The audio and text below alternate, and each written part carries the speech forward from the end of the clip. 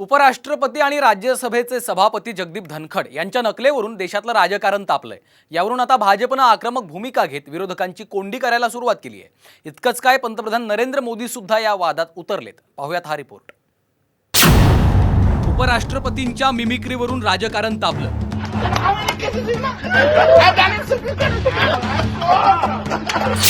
मीही 20 वर्षांपासून अपमान सहन करतोय। पंतप्रधान नरेंद्र मोदींचा धनखडांना फोन। तृणमूल काँग्रेसचे खासदार कल्याण बॅनर्जी यांनी संसदेत राज्यसभेचे सभापती जगदीप धनखड यांच्या बोलण्याची आणि उभं राहण्याची नक्कल केली।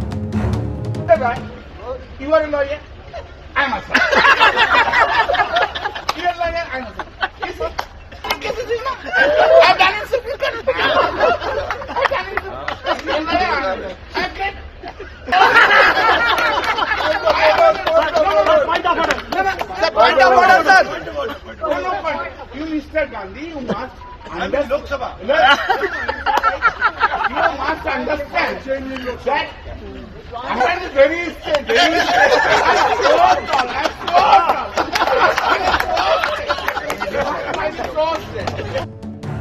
काँग्रेसचे नेते राहुल गांधी यांनी त्यांचं मोबाईलवर शूटिंग केलं। यावेळी सारे निलंबित खासदार जोरजोरात हसून दाद देत होते। भाजपनं या सर्व प्रकारावरून आक्रमक भूमिका घेतली आहे। सभापती जगदीप धनखड यांनी याबाबत तीव्र संताप व्यक्त केलाय। उपराष्ट्रपती पदाचा अपमान झाल्याबद्दल त्यांनी दुःख व्यक्त केलंय। जगदीप धनखड़ की कितनी बेइज्जती करो मुझे कोई चिंता नहीं है। भारत के उपराष्ट्रपति की, किसान समाज की, मेरे वर्ग की मैं पूरी आहुति दे दूंगा हवन में। मैं खुद की परवाह नहीं करता। मेरी बेइज्जती कोई करता है मैं सहन करता हूं, खून की घूंट पीता हूं, पर मैं ये बर्दाश्त कभी नहीं करूंगा कि मेरे पद की गरिमा मैं सुरक्षित नहीं रख पाया। इस सदन की गरिमा को सुरक्षित रखना मेरा काम है। मैंने कुछ देर पहले एक टीवी चैनल पर देखा है, गिरावट की कोई हद नहीं है, गिरावट की कोई हद नहीं है। आपके एक बड़े नेता एक सांसद के असंसदीय व्यवहार को वीडियो कर रहे थे। आपसे भी बहुत बड़े नेता हैं वो। मैं तो यही कह सकता हूं, सद्बुद्धि आए। कुछ तो सीमा होती होगी, कुछ जगह तो बख्शो, कुछ जगह तो बख्शो।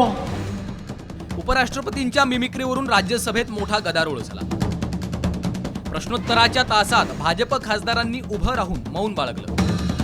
कुणालाही दुखावण्याचा हेतू नव्हता असं कल्याण बॅनर्जी यांनी म्हटलंय, तर यात कुणाचा अपमान होण्याचं कारण नसल्याचं तृणमूलच्या अध्यक्षा ममता बॅनर्जींनी म्हटलंय। हम तो रेस्पेक्ट करते हैं सबको ना, ये डिसरेस्पेक्ट का कोई बात नहीं होता है। इसको जस्ट पॉलिटिकली कैजुअली, आपको तो पता भी नहीं चलता अगर राहुल जी वीडियो में तो छवि नहीं तुलता तो।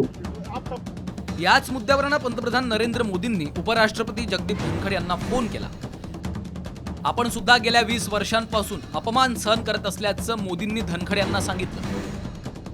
दुसरीकडे राहुल गांधींविरोधात देशभर आंदोलन करणार असल्याची घोषणा भाजपनं केली आहे। दुसरीकडे काँग्रेस नेते जयराम रमेश यांनी पंतप्रधान मोदींचा लोकसभेतला एक व्हिडिओ ट्विट केलाय। मोदींनी लोकसभेत राहुल गांधी यांची मिमिक्री केली होती अशी आठवण करून देत त्यांनी भाजपला प्रत्युत्तर दिलं। उठो उठो उठो, कैसे आंख खोली जा रही है, कैसे बंद की जा रही है, इतनी जल्दबाजी क्या है। दोन्ही सभागृहातून निलंबित करण्यात आलेले विरोधी पक्षांचे खासदार मंगळवारी संसद परिसरात निदर्शनं करत असताना कल्याण बॅनर्जी यांनी धनखड यांची नक्कल केली। त्यांच्या विरोधात दिल्लीतल्या एका पोलीस स्टेशनमध्ये तक्रार दाखल करण्यात आली आहे।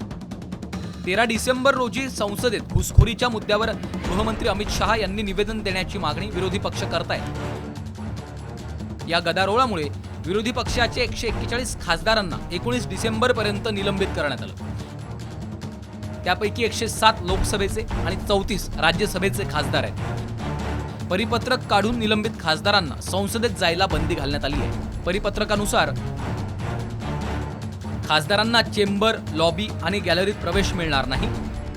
ज्या संसदीय समित्यांचे ते सदस्य आहेत त्यांच्या बैठकीतूनही त्यांना निलंबित केलं जाईल. याशिवाय त्यांना समितीच्या निवडणुकीत मतदानही करता येणार नाही. 141 खासदारांचं निलंबन एका सत्रात होणं ही ऐतिहासिक घटना नसून सध्याच्या सरकारच्या बेशरमपणाचं लक्षण आहे.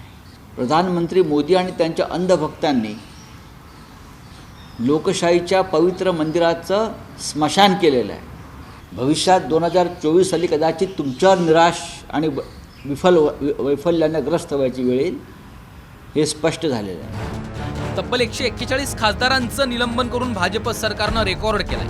विरोधकांचा आवाजच दाबण्याचा हा प्रयत्न लोकशाहीसाठी घातक आहे. ब्युरो रिपोर्ट, साम टीव्ही न्यूज.